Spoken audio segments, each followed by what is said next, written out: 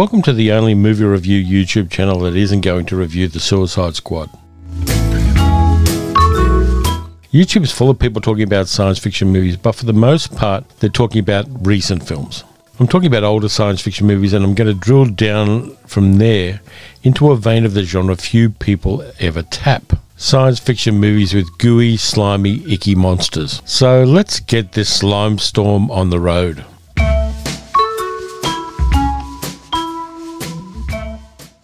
Based on Nigel Neal's television serial, this is the Garden of Eden of gooey science fiction movies. Victor Carroon, played brilliantly by Richard Wordsworth, is the sole survivor of the first space flight, but he hasn't come back unchanged. Brian Donlevy is a shouty, bullish Bernard Quatermass, head of the British-American rocketry group, who runs around in an overcoat while Carroon slowly mutates into something alien and completely non-human. First off, props to Les Bowie, who did a lot of the special effects for Hammer films from the 1950s to the 1970s. He created the final monster in the QUATERMASS experiment out of tripe, which for the uninitiated is stomach lining of cattle, and rubber. And it looks bloody good. It's a slimy, gooey, spiky creature like nothing seen in cinema before. We should also give props to Margia Dean playing Carroon's wife Judith.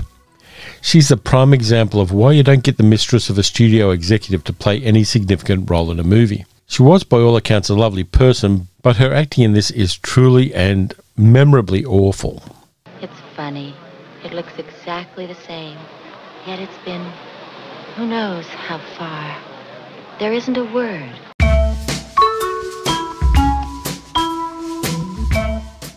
X the Unknown was originally intended to be a sequel to the QUATERMASS experiment, and it kind of holds its own in spite of the fact that it isn't. This one has a unique monster, an amorphous blob that lives deep within the Earth, only rising to the surface every 50 years to find radioactive material for sustenance. The creature itself is extremely radioactive and deadly to human life. Instead of Brian Donlevy's shouty Quatermass, we get Dean Jagger's much more quiet Adam Royston, ably assisted by a swathe of character actors including Leo McKern, Anthony Newley, and the ubiquitous Michael Ripper. In all but name, this one feels like a QUATERMASS movie. The original director Joseph Losey was replaced by Leslie Norman, some say because of illness, and others say that Dean Jagger chucked the shits because Losey was blacklisted in the USA and Jagger refused to work with him.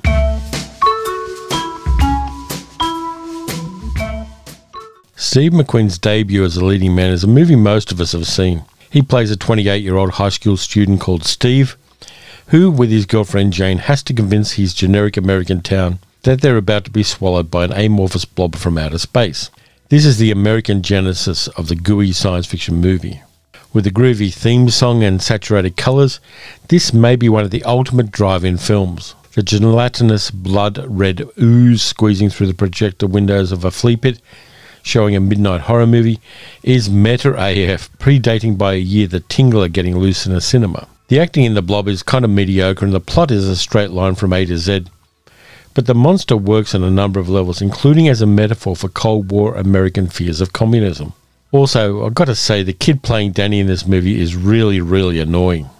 A lot of people like the 1988 remake of The Blob, and for me it's okay, but the earlier sequel, Son of the Blob, also known as Beware the Blob, from 1972 is a lot more fun. A sample of the original Blob is brought down from the Arctic by a mining engineer played by Godfrey Cambridge. He accidentally thaws it out, it eats a kitten, and then goes on a rampage. The cast here is good. Marlena Clark, Garrett Graham, Larry Hagman, Shelley Berman, Carol Lindley, Burgess Meredith. But it's a very funny and quite silly movie. And it was directed by none other than Larry Hagman himself. It's a bit of fun and a bit of a hidden gem for you.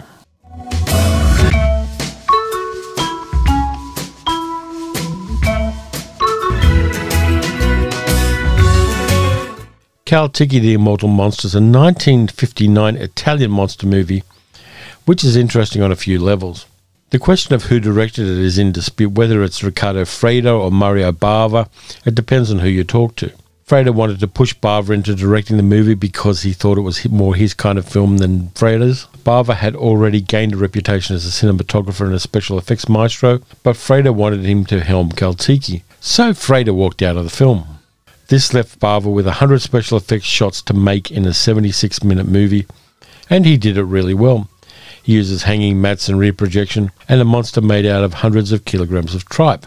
CALTIKI is the real deal. There are some gooey shots of half-absorbed people too, which were often cut out of the film by censors at the time. The humans in CALTIKI are all a bit meh, with a love triangle, one corner of which is an infected archaeologist with personal boundary issues. But this movie looks wonderful for a black and white film, and CALTIKI itself, once it gets going, is worth your time and your money.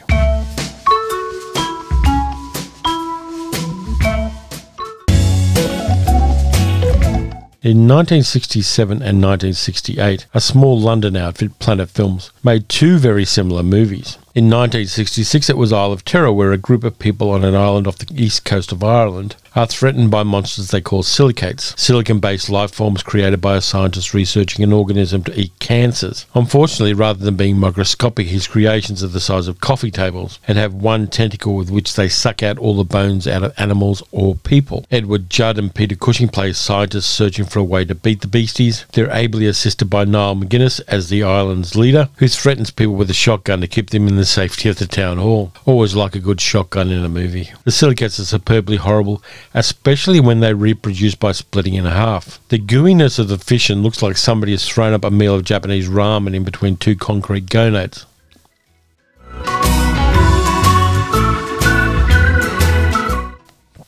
Interestingly, Peter Cushing gets all of the funniest lines in the movie.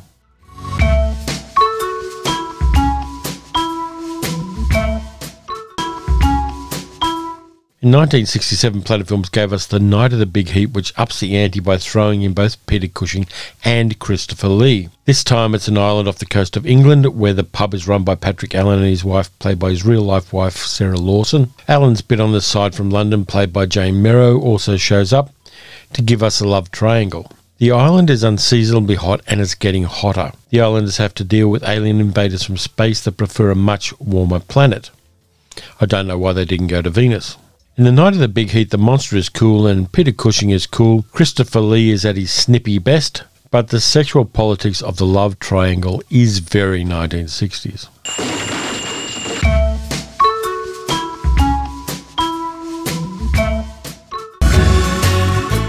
Well before he made Battle Royale, which is a high recommendation from me, Kinji Fukasaku gave us a driving classic of science fiction silliness called The Green Slime. It was a Hollywood movie made in Japan with a Japanese director and crew but American actors, with the script that was written by the co-creator of Batman, Bill Finger. It was originally supposed to be made in Italy, directed by Antonio Margheriti, but that deal fell through, so they made it in Japan. Robert Horton, Richard Jekyll and Luciano Paluzzi are the stars, and the rest of the Caucasian actors are amateur actors or members of the American military who were based in Japan. The titular creatures are played by Japanese children in tentacled monster suits. Oddly enough, The Green Slime is the unofficial fifth movie in a series of science fiction films made in Italy by Margheriti. Wild Wild Planet, War of the Planets, War Between the Planets and Snow Devils are the earlier films. It's a bit of a crazy movie, better seen after you self-medicate.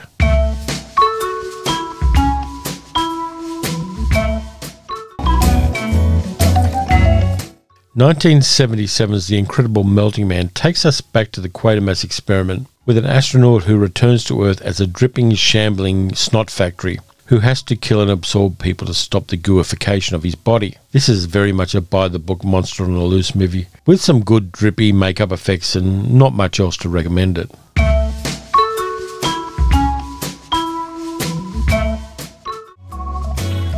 That takes us to 1982 and Larry Cohen's wonderful satirical The Stuff, with Michael Moriarty as Mo Rutherford, an industrial saboteur who's sent to find the secret of a new and insanely popular dessert food, The Stuff. Along the way, he meets up with Andrea Markovici as Nicole, and a boy who sees the secret of the dessert that eats and mind controls people. I did a whole video about Larry Cohen's career already, and I'll link to that in the description. The Stuff is silly, enjoyable fun, and it's full of interesting character actors like Dene Aiello, Alexander Scorby and Patrick O'Neill, who are there for film buffs like me to spot and enjoy.